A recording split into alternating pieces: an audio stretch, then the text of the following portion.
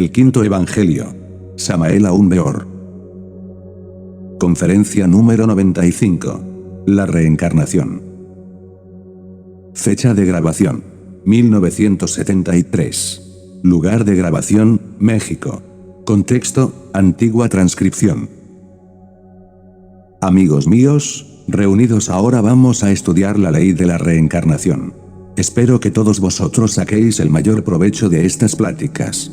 Es urgente que en conjunto tratemos de comprender en forma íntegra lo que es esta gran ley. Ciertamente la palabra reencarnación es muy exigente. Recordemos las 10 reencarnaciones de Vishnu, el Cristo cósmico. Krishna, el gran avatar hindú, nacido unos 1000 años antes de Cristo, jamás dijo que todos los animales intelectuales que pueblan la faz de la tierra se reencarnarían. Él afirmó en forma enfática que solo los budas, los grandes dioses, los devas, los reyes divinos, etcétera, etcétera, se reencarnan. Entrando nosotros en forma más detallada al estudio de la ley de la reencarnación, podemos decir con entera claridad que no es posible la reencarnación de aquellos que no poseen una individualidad sagrada. Incuestionablemente, solo los individuos sagrados se reencarnan, y por ello en el Tíbet secreto, se celebraron siempre las reencarnaciones humanas con grandes fiestas religiosas. En nombre de la verdad, quiero afirmar claramente y sin ambajes, la cruda realidad de que únicamente se hace posible la reencarnación, o reincorporación de las almas cuando se posee el embrión áureo, la flor áurea. Analizando esta cuestión con gran detenimiento, venimos a entender que tal embrión debe ser fabricado en forma deliberada, a base de trabajos conscientes y padecimientos voluntarios. Dentro del terreno meramente retrospectivo, descubrimos el origen de todos esos elementos infrahumanos entre los cuales está enfrascado el material psíquico, o materia prima mediante la cual es posible elaborar la flor áurea, el embrión áureo. Ya sabemos, porque así lo hemos explicado aquí en otras pláticas, que en un remoto pasado la humanidad desarrolló en su organismo el abominable órgano condartiguador, la cola satánica. Cuando la humanidad perdió tal órgano, quedaron en los 5 cilindros de la máquina orgánica, mente, emoción, movimiento, instinto y sexo, las malas consecuencias del citado órgano. Indubitablemente, estos pésimos resultados vinieron a constituir una especie de segunda naturaleza, subjetiva e inhumana, que todos los animales racionales cargan dentro. Es incuestionable que entre esa doble naturaleza quedó enfrascada la esencia, la materia prima con la cual debemos elaborar el embrión áureo. Disolver tales agregados subjetivos e infrahumanos es vital cuando se trata seriamente de elaborar la flor áurea. En otros tiempos, cuando los pésimos resultados del abominable órgano condartiguador no se habían desarrollado específicamente, fue posible apelar al factor íntimo que origina los impulsos de la fe, la esperanza y el amor, para motivar la fuerza o fuerzas, que podrían desintegrar elementos subjetivos incipientes. Desafortunadamente, aquel básico factor de tales impulsos citados, pasó por diversos procesos degenerativos debido al desarrollo exorbitante de las malas consecuencias del abominable órgano condartiguador. Es ciertamente doloroso que aquel factor originador de los íntimos impulsos relacionados con la fe, la esperanza y el amor, se hubiera degenerado radicalmente. Es por este motivo, que tenemos que apelar ahora al único factor que todavía no se ha perdido. Quiero referirme en forma enfática a la esencia, al material psíquico, que es ciertamente el fundamento, la base de toda nuestra organización psíquica. Liberar tal esencia es urgente, inaplazable, impostergable, si queremos elaborar seriamente la flor áurea, el embrión áureo. Desgraciadamente, esta materia prima, este material psíquico, no toma parte en las actividades rutinarias de nuestro mal llamado estado de vigilia. Es lástima que este factor sobre el cual están establecidos todos los procesos psíquicos, se encuentre enfrascado entre las zonas subconscientes. Conseguir que tal factor salga del estado meramente subjetivo para manifestarse en forma autoconsciente y objetiva, dentro de nuestras actividades de la vida diaria, es vital, urgente, necesario. Es pues el ego, con todos sus agregados psíquicos, esa doble naturaleza antihumana, ese apéndice infrahumano dentro del cual está embotellada la conciencia. Si queremos poseer una individualidad sagrada, debemos apelar al bisturí de la autocrítica para hacerle la disección a todos esos falsos valores que constituyen el mí mismo. Se ha hablado mucho sobre comprensión creadora, es indispensable conocer en forma íntegra, unitotal, todos los defectos psíquicos que poseemos. Comprender intelectualmente no es todo, es indiscutible e irrefutable que cualquier defecto psicológico se procesa en 49 niveles subconscientes e infraconscientes, y hasta inconscientes. La comprensión en tal o cual nivel no es suficiente, se necesita con urgencia entender a fondo nuestros defectos, se hace indispensable perforarlos, si es que realmente queremos exterminarnos, aniquilarnos. Sin embargo, la comprensión creadora, a pesar de ser urgente e inaplazable, no es todo. Nosotros, los gnósticos, vamos mucho más lejos, queremos capturar, aprehender el hondo significado de aquello que hemos comprendido íntegramente. No es posible originar aquellos impulsos íntimos que han de provocar cambios radicales en nuestra psiquis, cuando no hemos logrado capturar el hondo significado de tal o cual defecto psicológico. Obviamente, nosotros venimos a quedar debidamente preparados para tal o cual cambio íntimo, cuando hemos comprendido este o aquel error de nuestra psiquis. Después viene la eliminación, y entonces apelamos a fuerzas de tipo superior. Alguien podría, por ejemplo, haber comprendido el defecto de la ira, y hasta podría haberse dado el lujo de capturar su hondo significado, y sin embargo, continuar con ella. Eliminar es diferente, porque la mente puede provocar diversos modos de la acción, puede rotular los defectos, pasarlos de un departamento a otro del entendimiento, pero no puede alterarlos fundamentalmente. Necesitamos apelar a un poder superior a la mente, si es que queremos extirpar defectos. Afortunadamente tal poder existe. Quiero referirme ahora al fuego serpentino, a ese fuego sagrado que se desarrolla normalmente en el cuerpo de las Z. Si dicho poder ígneo pudo en el pasado dividir a los hermafroditas divinos en sexos opuestos, es ostensible que también puede extirpar de nuestra psiquis los elementos inhumanos, que como apéndices, constituyen en nosotros una doble naturaleza izquierda, siniestra, terriblemente perversa. Ya dijimos en nuestra obra titulada El misterio del áureo florecer, que con los primeros porcentajes de esencia liberada se formaba la perla seminal. Ya afirmamos en tal obra que a medida que los distintos elementos subjetivos del hombre mismo se reducen a polvareda cósmica, la perla seminal se desarrollaba convirtiéndose en el embrión áureo, en la flor áurea, he ahí el misterio del áureo florecer. El modus operandi lo he explicado demasiado, tanto en estas pláticas como en mis pasados libros. Entonces dije que debemos aprender a dirigir ese fuego serpentino, o rayo del Kundalini, contra tales o cuales agregados inhumanos, a fin de pulverizarlos con el propósito de libertar la esencia. Expliqué que precisamente en la fragua encendida de Vulcano, teníamos la oportunidad de trabajar con la lanza de Aquiles. Solo con el asta santa, emblema maravilloso de la electricidad sexual trascendente, podemos desintegrar defectos de tipo psicológico. Quien posea el embrión áureo, quien lo haya elaborado mediante trabajos deliberados y mortificaciones conscientes, tiene derecho a reencarnarse. Es evidente que la flor áurea nos confiere la individualidad sagrada, es indudable que el embrión áureo viene a establecer en nosotros un completo equilibrio entre lo espiritual y lo material. Aquellos que todavía no poseen tal embrión, retornan, regresan, se reincorporan en nuevos organismos, pero no se reencarnan. Distíngase pues, entre reencarnación y retorno. Raros son los que se reencarnan, millones los que retornan. Pregunta. Maestro, ¿podría decirnos cuándo se desarrolló en la humanidad el órgano condartiguador y con qué propósito? Respuesta del maestro Samael. Con el mayor placer voy a dar respuesta a la pregunta que nuestra hermana secretaria ha formulado. Durante la época del continente Mu, o Lemuria, situado como ya dijimos en pasadas pláticas en el Océano Pacífico, fue necesario el desarrollo de tal órgano con el propósito de dar estabilidad a la corteza geológica de la Tierra.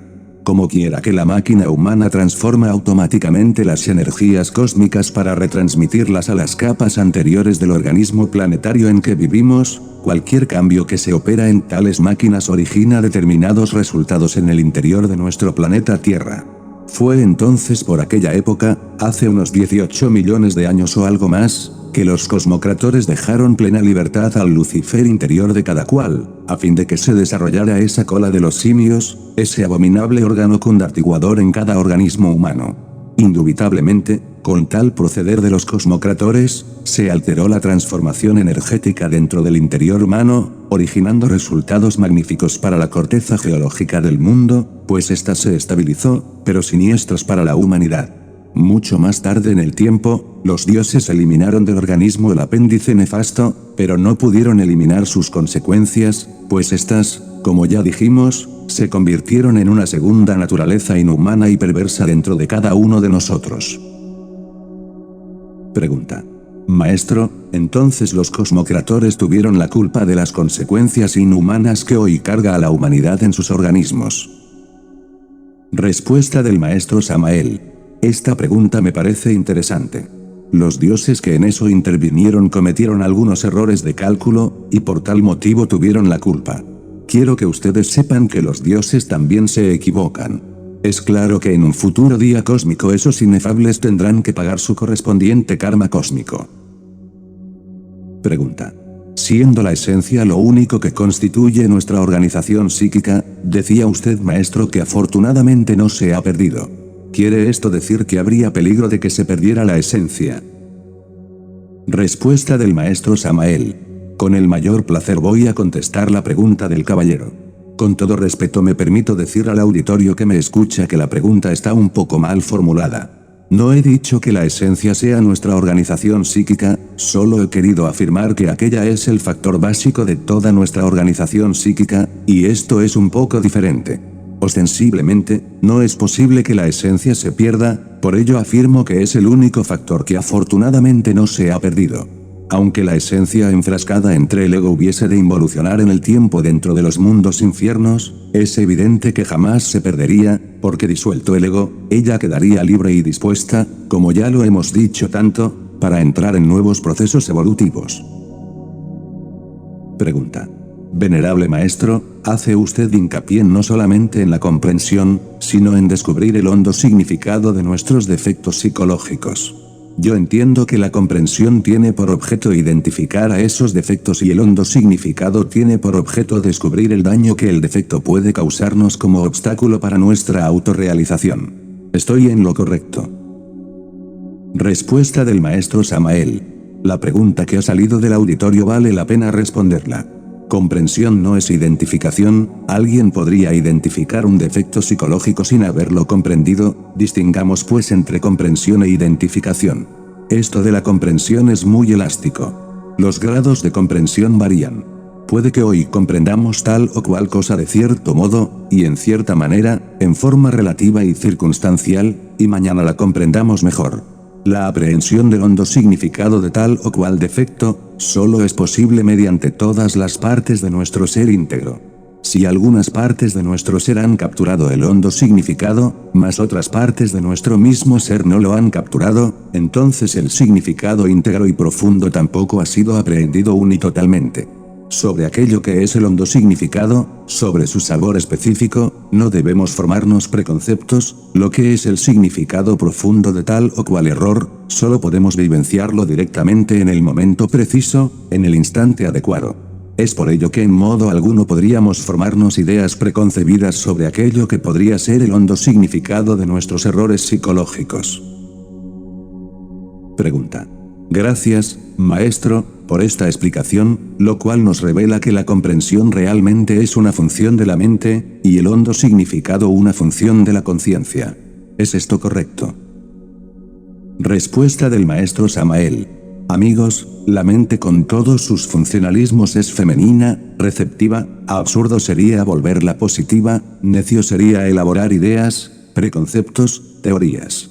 Siendo pues la mente un instrumento meramente pasivo, por naturaleza, no podría por sí misma ocupar el puesto de la comprensión. Distingan ustedes entre lo que es la comprensión, y lo que es el instrumento que usamos para manifestarnos en el mundo. Obviamente, la comprensión pertenece más bien a la esencia, a los funcionalismos íntimos de la conciencia y eso es todo. El hondo significado de tal o cual error psicológico, difiere de la comprensión por el hecho mismo de pertenecer a las diversas percepciones o experiencias directas, vividas por las diversas partes del ser unitotal. Pregunta. Maestro, ¿el hombre que reencarna puede escoger el lugar y la familia donde regresa con la conciencia despierta? Respuesta del maestro Samael. Con el mayor placer voy a dar respuesta a esta nueva pregunta. Permítaseme informar a todos los aquí presentes, que aquel que posee el embrión áureo de hecho también tiene conciencia despierta. En este caso, le es dable elegir voluntariamente el signo zodiacal bajo el cual desea reincorporarse, reencarnarse, reencarnificarse, sin embargo, no le es posible alterar su karma. Podría seleccionar diversos tipos de nacimiento, familia, nación, ciudad, etcétera, etcétera, pero siempre de acuerdo con sus deudas kármicas. Esto significa que podría resolverse a pagar tal o cual deuda de acuerdo con su libre elección, mas en modo alguno podría evitar esas deudas, solo tendría derecho a escoger entre cuál o cual deuda quiere pagar primero, y eso es todo. Pregunta. Maestro, ¿el bodhisattva caído pierde su embrión áureo? Respuesta del maestro Samael. Esta pregunta es ciertamente muy original, y por tal motivo conviene que la respondamos concretamente.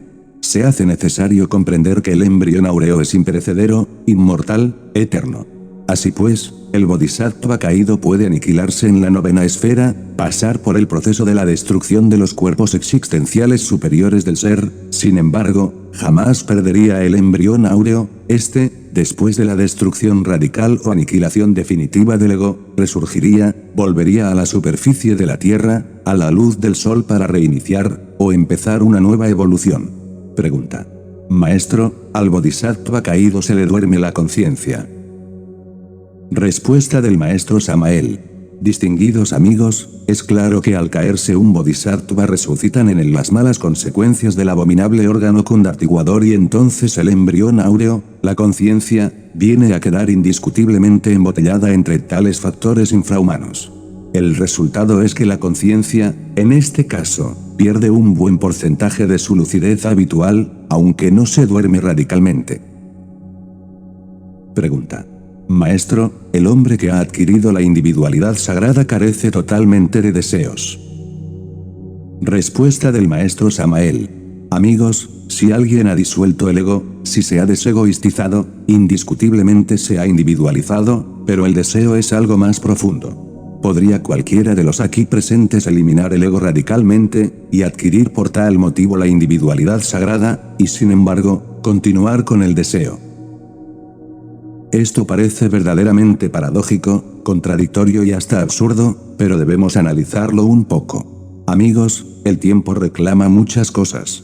Aniquiladas las malas consecuencias del abominable órgano condartiguador, quedan las cintas teleoginoras. Estas últimas pueden conservarse plenamente en los mundos suprasensibles durante todo el periodo terrestre, si es que uno no se ha preocupado por desintegrarlas, aniquilarlas, reducirlas a polvareda cósmica. Obviamente, tales cintas, a modo de películas vivientes, corresponden ciertamente a todas las escenas del deseo, a todos los actos lujuriosos de esta y de todas nuestras vidas anteriores, y si no se desintegran radicalmente tampoco se logra el 100% de conciencia objetiva, porque dentro de aquellas está enfrascada parte de la conciencia. Evidentemente, desintegrar tales cintas es un trabajo de orden superior que solo puede realizarse con el hacha de doble filo, que figuraba en los tiempos antiguos en el centro de todo laberinto sagrado, símbolo que muy pocos han comprendido y sobre el cual se ha escrito en algunas obras pseudo-esotéricas y pseudo-ocultistas en forma más o menos equivocada. En todo caso, la electricidad sexual trascendente debe también reducir a polvo a las cintas teleoginoras. Ya van viendo ustedes, mis queridos amigos, cuán difícil es poderle dar a la conciencia plena lucidez y objetividad. Es lamentable que la esencia esté tan enfrascada dentro de tan variados elementos subjetivos e infrahumanos. Desgraciadamente, muchos creen que esto de despertar conciencia es cosa fácil, y me escriben constantemente quejándose porque todavía no salen en cuerpo astral, protestando porque después de algunos meses todavía no tienen poderes, exigiendo de inmediato la capacidad para vivir en forma lúcida y plena fuera del cuerpo físico, etcétera, etcétera, etcétera. Por lo común, los que se inician en nuestros estudios andan en busca de poderes, y cuando no se transforman en individuos omnipotentes de inmediato, entonces buscan el camino subjetivo del espiritismo, o se afilian a diversas escuelas de psiquis subjetiva con el propósito de conseguir instantáneamente las codiciadas facultades psíquicas. o objetividad plena, implica destrucción radical de todo lo inhumano que cargamos dentro, aniquilación de átomos subconscientes, muerte absoluta de la doble naturaleza infrahumana, pulverización radical de todos los recuerdos del deseo. Así pues, queridos amigos, que cualquiera puede haber logrado la individualidad sagrada, sin que por ello todavía esté completamente libre del proceso del deseo. Destruir las cintas teleoginoras y algunos otros principios que más tarde mencionaré, significa extirpar de nuestras psiquis hasta los más ínfimos deseos. Pregunta. Maestro, ¿vale la pena ejercer el derecho de reencarnar una vez que éste se ha adquirido? Respuesta del maestro Samael. Distinguidos caballeros y damas que me escuchan, toda ilusión le es permitida a las almas reencarnantes, sin embargo, es preferible exclamar con Jesús: Padre mío, si es posible pasa de mí este cáliz, mas no se haga mi voluntad, sino la tuya.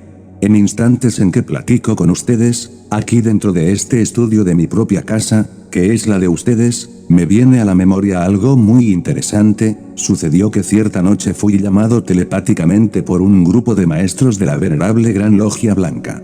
Abandoné el cuerpo físico, y todas las partes de mi ser íntimo integradas y revestidas con los cuerpos existenciales del ser, hubieron de concurrir al llamado. Flotando en el espacio, me posé suavemente sobre la azotea de un gran edificio, me recibieron los adeptos de la fraternidad oculta con exclamaciones de júbilo diciendo: ha venido el arcángel Samael. Y después de los consabidos abrazos y salutaciones, fui interrogado en la siguiente forma: tú como avatara de la nueva era acuaria, debes respondernos sobre la conveniencia, o inconveniencia de entregarle a la humanidad terrestre las naves cósmicas. Es de gran responsabilidad vuestra respuesta. Hincado de rodillas, vi entonces con mi sentido espacial, el uso que los terrícolas podrían hacer en el futuro con tales naves. El ojo de Dhamma me permitió entonces ver dentro de tales naves, en un futuro inmediato, comerciantes, prostitutas, dictadores, etc., viajando a los otros planetas del sistema solar, llevando la discordia a otros rincones del universo, etcétera, etcétera, etcétera. Sintiendo en esos momentos la responsabilidad que pesaba sobre mis hombros, me dirigí a mi Padre que está en secreto diciendo: Padre mío, si es posible pasa de mí este cáliz, mas no se haga mi voluntad, sino la tuya. Aquellas palabras vibraron en los 9 cielos, de esfera en esfera, de mundo en mundo. Pasaron los años y todo quedó resuelto. Mi Padre que está en secreto dio la respuesta adecuada: selección del personal humano, entregar esas naves a ciertos grupos muy selectos de la humanidad. No está de más decir a nuestros amigos, que ya ciertos grupos humanos aislados poseen esa clase de vehículos espaciales. En una región inaccesible de los Himalayas, donde jamás los invasores comunistas podrán llegar, existe una comunidad de lamas que recibieron cierta cantidad de tales navíos cósmicos, con los cuales viajan a otros mundos del espacio. Estos lamas que tuvieron la dicha de recibir tan preciosos regalos, son individuos sagrados, gentes con el embrión áureo desarrollado, seres que se reencarnan. Así pues, amigos míos, nosotros debemos hacer siempre la voluntad del Padre, jamás la nuestra. Quienes se reencarnan pueden escoger de acuerdo con la ley del karma las condiciones de vida que quieran sin salirse, claro está, de la ley kármica, mas es preferible que nuestro Padre que está en secreto escoja para nosotros lo más conveniente. Pregunta. Maestro, se nos ha dicho que los dioses también se equivocan. ¿Quién sería entonces el que no se equivoca? Respuesta del maestro Samael. Amigos, esta pregunta me parece verdaderamente importante, y vamos a darle su conveniente respuesta. Ruego atención a todo el auditorio. Solo el Padre que está en secreto no se equivoca. Él es inefable, omnisciente y omnipotente. Por ello es que insisto en la necesidad de hacer la voluntad del Padre tanto en los cielos como en la tierra. Cuando uno se olvida de su Padre que está en secreto, comete errores. Mejor es consultar y dejar todo en manos del Padre. Pregunta. Maestro, ¿cuál es la diferencia entre el embrión áureo y la conciencia? Respuesta del maestro Samael. Amigos, no existe diferencia alguna entre el embrión áureo y la conciencia, porque aquel es la misma esencia organizada, la misma conciencia objetivizada, liberada radicalmente de todo proceso subconsciente. Pregunta. Maestro, dice la maestra Elena Petrovna Blavatsky, que la única manera de no sufrir en este mundo es dejar de reencarnar. ¿Qué nos puede decir usted al respecto? Respuesta del maestro Samael. Quiero que ustedes sepan, caballeros, que la felicidad absoluta solamente se consigue cuando uno tiene a Dios adentro. Podría uno vivir en el nirvana, el mundo de la felicidad, mas si no tiene a Dios adentro no sería feliz. Podría uno dejar de reencarnarse, y si no tiene a Dios adentro tampoco sería feliz. Aunque uno viviera en una mazmorra inmunda, en medio de las desgracias más terribles, o estuviera en los mundos infiernos, teniendo a Dios adentro, sería infinitamente feliz. No está de más recordarles a ustedes, amigos, que ahí en los mundos infiernos viven algunos maestros de compasión trabajando por los decididamente perdidos, ayudando, auxiliando, pero como tienen a Dios adentro son felices.